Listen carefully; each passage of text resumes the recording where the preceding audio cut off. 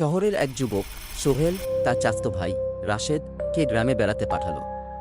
রাশেদ শহরে বড় হয়ে ওঠা, তাই গ্রামের জীবন তার কাছে কিছুটা নতুন। একদিন সোহেল তাকে বলল, তুমি কাল রাতে আমাদের পুরানো বাড়িটা দেখে আসো। সবাই বলছে সেখানে কিছু অদ্ভুত ঘটনা ঘটছে। রাশেদ বাড়ির কাছে পৌঁছানোর পর সে খেয়াল করল যে বাড়ির চারপাশে এক অদ্ভুত নীরবতা বিরাজ করছে। গাছগুলো যেমন চুপচাপ, তেমনি বাড়ির জানালার কাছে এক অদ্ভুত কালো ছায়া দেখা যাচ্ছে। লোকেরা বলছে রাতের বেলা ওই বাড়ির ভিতর থেকে নানা ধরনের আওয়াজ শোনা যায়, ধ্বংসের শব্দ, কাঁপুনি এবং কখনো কখনো শোনায় কাউকে গোমাতে। রাশেদ সাহস করে বাড়ির ভিতরে ঢুকে পড়ল। ভেতরটা ছিল অন্ধকার, তবে কোথাও এক মৃদু আলো ঝলমল করছিল। সে চলতে চলতে এক কোণায় গিয়ে দেখে একটি পুরানো আয়নায় এক নারীর প্রতিবিম্ব রয়েছে।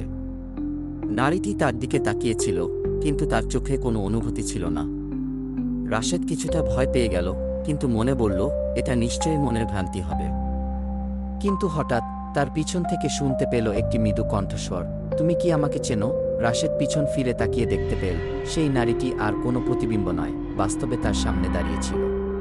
তার মুখের দিকে তাকিয়ে রাশেদের পা যেন স্থির হয়ে গেল। নারীটি বলল, তুমি এখানে কেন এসেছ? রাশেদ কাঁপতে কাঁপতে উত্তর দিল, আমি শুধু ঘুরে দেখছিলাম। নারীটি ধীরে ধীরে কাছে চলে এল এবং তার চোখের মধ্যে এক অদ্ভুত শূন্যতা ছিল। তার ঠোঁটের কোণে অদ্ভুত হাসি ফুটে উঠল।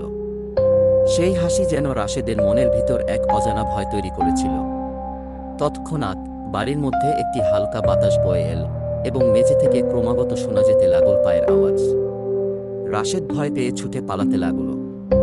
তারপর সে বাড়ির দরজা দিয়ে বেরিয়ে এসে দৌড়ে গ্রামের রাস্তা ধরে সোজা সোহেলের বাড়িতে চলে এল। সোহেল তাকে দেখেই চিনতে পারল। রাশেদের মুখ গম্ভীর হয়েছিল এবং শরীর কাঁপছিল।